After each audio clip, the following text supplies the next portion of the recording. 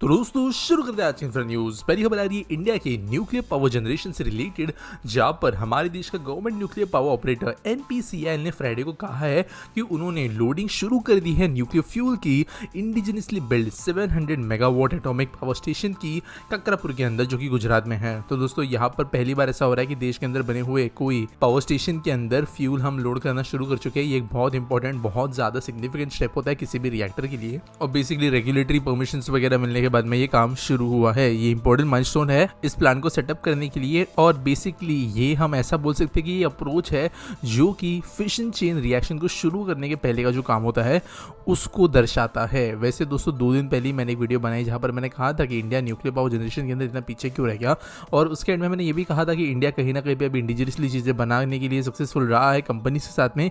ये उसी का एक उदाहरण है। अगली खबर दोस्तों जा रही है वो उड़ीसा से, जहां पर रेलवेज ने मल्टीपल ट्रेन चलाने का डिसीजन लिया है। तो ये नई ट्रेन जिनको इनॉग्रेट किया, अगर उनकी बात करें तो वो है Kolkata Shalimar, Badampahar Kolkata weekly express, Badampahar Rourkela, Badampahar weekly express Rourkela, Tatanagar Rourkela express जो 6 दिन चलेगी हफ्ते के अंदर, और टाटानगर बदमपुर टाटानगर एक्सप्रेस जो 6 दिन चलेगी हफ्ते की।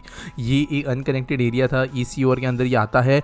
मेल्स एक्सप्रेस ट्रेन दोनों तरीके की ट्रेन यहाँ पर चलाई जाने वाली है। लॉन्ग पेंडिंग डिमांड ये रही है इस एरिया की, और इसके कारण लोकल पे लोगों के लिए बहुत ज़्यादा यहाँ पे फ़ायदा होने वाला है। वैसे दोस्तों ये वही रीजन है जहाँ से करेंटली हमारे इंडिया के प्रेसिडेंट बिलोंग करते हैं, और यहाँ पर जो स्पेशली ट्राइबल एरिया है उनको यहाँ पे डेवलपमेंट में मदद मिलेगी। अगली खबर दोस्तों जो आ रही है वो है महाराष्ट्र से, जब US international development finance corporation DFC ने कहा है कि वो $30 मिलियन कमिट कर रहे हैं डालमिया पॉलीप्रो इंडस्ट्रीज़ को, जो कि स्टेट के अंदर एक प्लास्टिक रिसाइकलिंग फैसिलिटी बनाना चाहती है।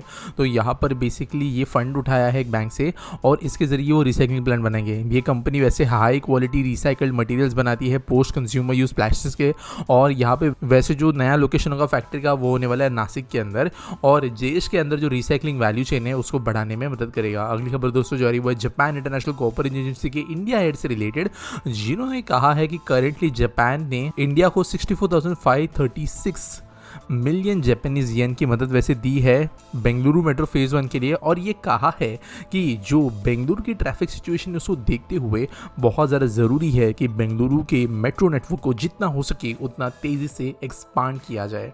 अगली खबर दोस्तों जो आ रही है वो है हल्दिया पेट्रोकेमिकल्स लिमिटेड से, जिन्होंने अनाउंस किया है कि वो ₹3,000 करोड़ इन्वेस्ट करेंगे एक केमिकल डाउनस्ट्रीम प्रोजेक्ट बनाने के लिए, और ये एक एम्बिशियस डाइवर्सिफिकेशन पाथ होगा इस कंपनी के लिए बंगाल में, जिसके लिए वो 1 दशक से ज़्यादा से काम कर रहे हैं। ये जो प्लांट होगा वो प्रोड्यूस करेगा phenol, resin, synthetic and nylon fibre, और 3 लाख टन की इसकी कैपेसिटी होगी। यहाँ पे इसके साथ साथ 1.5 लाख टन कैपेसिटी एसीटोन भी यहाँ पर बनाया जाएगा, जो कि एक इंडस्ट्रियल सॉल्वेंट है।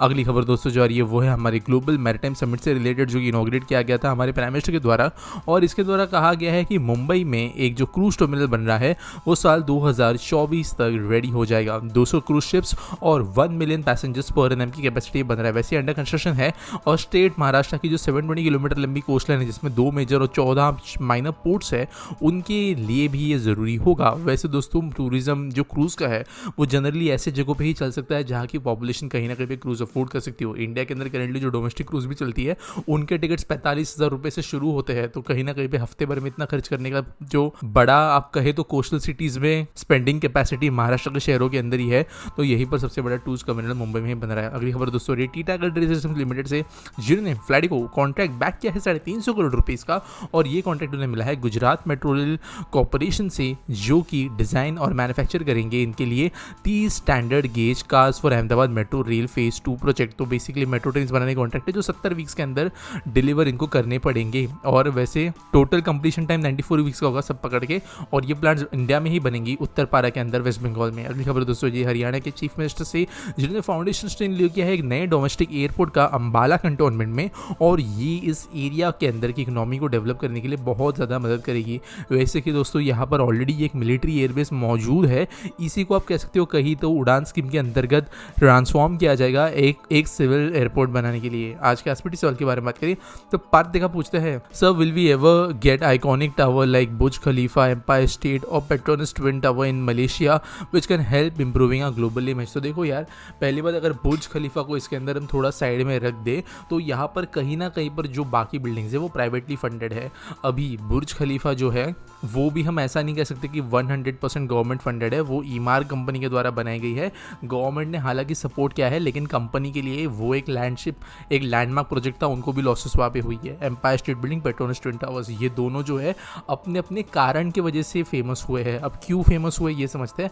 एम्पायर स्टेट बिल्डिंग जो है, इसके पहले क्राइसलर बिल्डिंग जो इसी के बहुत पास में है, इन दोनों में कंपटीशन चल रही थी कि कौन सबसे लंबे बनेगा। दोनों ने हाइट रिवील नहीं की थी। क्राइसलर कंप्लीट हो गई, उसके बहुत कम समय बाद में कुछ ही दिनों के अंदर एम्पायर स्टेट बिल्डिंग बनी थी, जिसकी वजह से ग्लोबल हेडलाइंस बनी कि न्यूएस्ट टॉलेस्ट बिल्डिंग का रिकॉर्ड जो है वो कुछ दिनों में ही टूट गया। पेट्रोनस ट्विन टावर्स इसलिए फेमस हुई थी क्योंकि इनके पहले जो टॉलेस्ट बिल्डिंग थी शिकागो के अंदर के विलिस टावर्स, वहाँ पे और इसके बीच में बहुत बड़ी कंट्रोवर्सी हुई थी कि जो एंटीनाज होते हैं उनको काउंट किया जाना चाहिए या नहीं किया जाना चाहिए। तो कहीं ना कहीं जो भी टॉलेस्ट बिल्डिंग्स होती है ना, उनका यहाँ पर फेमस होने के पीछे एक रीज़न होता है। अब चाइना के अंदर जो है दुनिया की दूसरी तीसरी सबसे बड़ी बिल्डिंग है, फिलीपींस के अंदर दुनिया की चौथी सबसे टॉलेस्ट बिल्डिंग है, लेकिन उनके बारे में कभी हमें सुनने को नहीं मिलेगा। तो दोस्तों, कोई ऐसी आइकॉनिक बिल्डिंग से बना देने से वो फेमस नहीं होती है। मल्टीपल फैक्टर्स होते हैं, उनको मार्केट किस तरीके से किया जा रहा है, न्यूज़ में उनको किस तरीके से देखा जाता है, कंपनी उसको बनाना कितना प्रॉफिटेबल समझती है, ये कई फैक्टर्स जो होते हैं वो किसी टावर या किसी आर्किटेक्चर स्ट्रक्चर के ग्लोबल इमेज को दर्शाता है। बस ऊंचा बना दिया इसके लिए वो फेमस हो जाएगा और टूरिस्ट स्पॉट्स बन जाएंगे और ग्लोबल इमेज उसको से बढ़ जाएगी अच्छे से, ऐसा नहीं होता। चाइना के पास सेकंड टॉलेस्ट बिल्डिंग है दुनिया की, लेकिन वो बिल्डिंग जो है ज़्यादा नुकसान कर चुकी है चाइना की इमेज को, क्योंकि उसकी ऑक्यूपेंसी अच्छी नहीं है। तो ऐसे कई रीजंस होते हैं, बस बिल्डिंग बना देने से कुछ नहीं होता है, और साथ साथ ऑब्वियसली उस चीज़ की फीजिबिलिटी भी होनी चाहिए बनाने के लिए। उम्मीद करता हूँ आपको सवाल का जवाब मिल गया होगा। आपके पास कोई सवाल है, आप नीचे #AskPT यूज़ कर सकते हो। न्यूज़ सबमिट करने के लिए डिस्क्रिप्शन में आपको लिंक मिल जाएगी। साथ साथ हमारे व्हाट्सएप चैनल को ज्वाइन करना, ट्विटर पर फॉलो करना हमें ना भूले, और मिलेंगे अगले वीडियो में।